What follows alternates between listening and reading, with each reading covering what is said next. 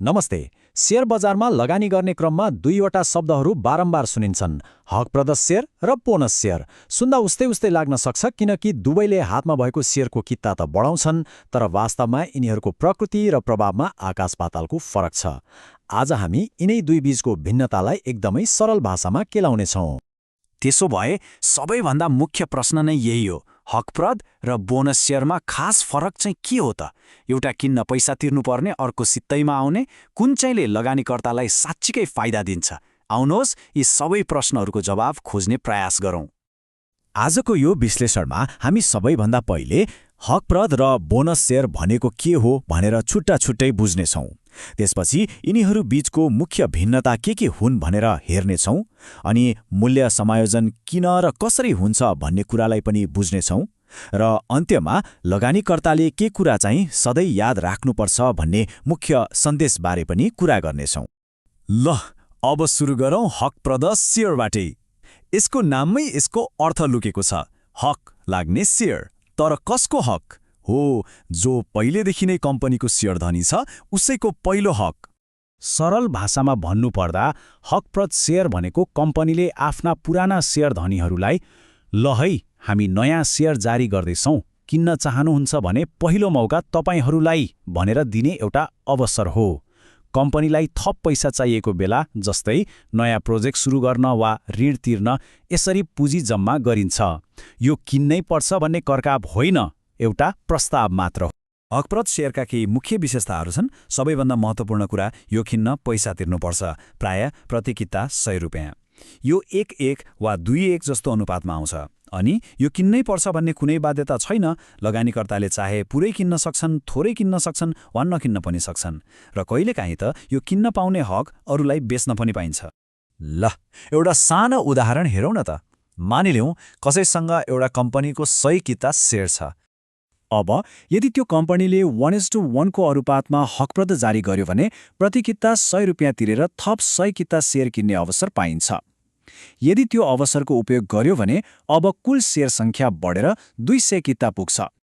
तर बजारमा जब शेयरको सङ्ख्या थपिन्छ, पुरानो मूल्य त कायम रहँदैन नि। बजारले यसलाई समायोजन वा एडजस्ट गर्छ, अनि त्यो समायोजन कसरी हुन्छ भनेर हिसाब गर्ने एउटा निश्चित सूत्र पनि छ। अब यो हिसाबलाई एक-एक गरेर हेरौँ। मानौ हकप्रद आउनु अघि बजारमा शेयरको भाव थियो 1000 रुपियाँ, अनि कम्पनीले दियो 1:1 को राइट शेयर, मतलब 100%। अब सूत्रअनुसार हिसाब गरौँ।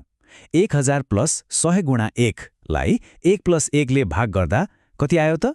हो, नयाँ समायोजित मूल्य भयो 550 रुपियाँ। हेर्नुहोस् त भाव कसरी घट। ल, हकप्रदको कुरा त बुझियो। अब लागौँ बोनस शेयरतिर। यो चाहिँ कम्पनीले आफ्नो नाफाबाट शेयर धनीहरूलाई दिने एउटा उपहार जस्तै हो, जहाँ पैसा तिर्नु पर्दैन। बोनस शेयर भनेको कम्पनीले वर्षभरि कमाएको नाफा वा जम्मा भएको रिजर्भबाट आफ्ना शेयर धनीहरूलाई सित्तैमा, मतलब बिना कुनै पैसा लिइकन दिने थप शेयर हो। यो एक किसिमले कम्पनीले नगद लाभांश नबाडेर त्यही नाफालाई फेरि कम्पनीमै लगानी गर्न खोजेको सङ्केत पनि हो। यसको सबैभन्दा ठूलो विशेषता के हो भने यो निशुल्क हुन्छ। 1 पैसा पनि तिर्नु पर्दैन। यो कम्पनीको नाफाबाट आउँछ र सामान्यतया 10%, 20% जस्तो प्रतिशतमा जारी गरिन्छ। अनि यसले कम्पनीको चुक्त पुँजी बढाउन पनि मद्दत गर्छ। फेरि अर्को उदाहरण हेरौँ है त। मानौ कसैसँग एउटा कम्पनीको 300 किता शेयर छ। अब यदि त्यो कम्पनीले 30% बोनस शेयर दिने घोषणा गर्यो भने 300 किताको 30% अर्थात् 90 किता शेयर सित्तैमा थपिन्छ। यसो हुँदा अब कुल शेयर सङ्ख्या पुग्छ 390 किता। हकप्रदमा जस्तै बोनस शेयर बाँडेपछि पनि मूल्य समायोजन त हुन्छ नै। यसको सूत्र अलि सरल छ, सिधै बजार मूल्यलाई 1 + बोनस प्रतिशतले भाग गर्ने। यसको पनि हिसाब हेरौँ। मानौ बजार मूल्य 1000 रुपियाँ छ र कम्पनीले 30% बोनस दियो। अब 1000 लाई 1 + 0.30 ले भाग गर्दा नयाँ समायोजित मूल्य हुन आउँछ लगभग 769 रुपियाँ 23 पैसा। अहिलेसम्म हामीले दुवैलाई छुट्टा छुट्टै त बुझ्यौँ। अब यिनीहरूलाई एकै ठाउँमा राखेर तुलना गरौँ न त, ताकि भिन्नता अझै छर्लङ्ग होस्। यो स्लाइडले सबै कुरा एकै ठाउँमा देखाइहाल्छ। दुईवटा आधारभूत भिन्नता छन्। पहिलो हो लागत। हकप्रद शेयर किन्न पैसा तिर्नुपर्छ। तर बोनस सेयर सित्तैमा पाइन्छ निशुल्क। दोस्रो हो स्रोत। हकप्रतको लागि पैसा सेयर धनीको आफ्नै गोजीबाट जान्छ भने बोनस चाहिँ कम्पनीको नाफाबाट आउँछ। हामीले दुवै अवस्थामा मूल्य समायोजन हुन्छ र भाउ घट्छ भन्यौं। तर यो सेयरको मूल्य किन सधैँ घट्छ त? यसको पछाडि एउटा एकदमै सरल तर्क छ। यसलाई 3 चरणमा बुझौँ है त। पहिलो, चाहे हकप्रद आओस् वा बोनस, दुवैले बजारमा कम्पनीको कुल सेयरको सङ्ख्या त बढाउँछ। दोस्रो, सेयरको कित्ता बढ्यो भन्दैमा कम्पनीको समग्र भ्याल्यु मतलब मार्केट क्यापिटलाइजेसन त्यो एकैछिनमा त बढ्दैन, त्यो उति नै रहन्छ। अब तेस्रो र सबैभन्दा महत्त्वपूर्ण कुरा, सोच्नुस् त एउटा केक छ। त्यसलाई पहिले 4 टुक्रामा काटिएको थियो, अब 8 टुक्रामा काटियो भने के हुन्छ? हरेक टुक्राको साइज त सानो हुन्छ नि। हो, ठ्याक्कै त्यस्तै हो। कम्पनीको भ्याल्यु उही छ, तर सेयरको सङ्ख्या बढेपछि हरेक कित्ताको मूल्य घट्नै पर्यो। ल, अब हामी यो विश्लेषणको अन्त्यतिर आइपुगेका छौं। यो सबै छलफलबाट हरेक लगानीकर्ताले सधैँ याद राख्नुपर्ने मुख्य कुरा के हो त? सारमा भन्दा हकप्रद सेयर भनेको पैसा तिरेर थप सेयर किन्ने एउटा विकल्प हो। बोनस सेयर भनेको कम्पनीको नाफाबाट पाइने सित्तैको उपहार हो। दुवैले सेयरको कित्ता बढाउँछन् र दुवैले सेयरको मूल्य घटाउँछन्।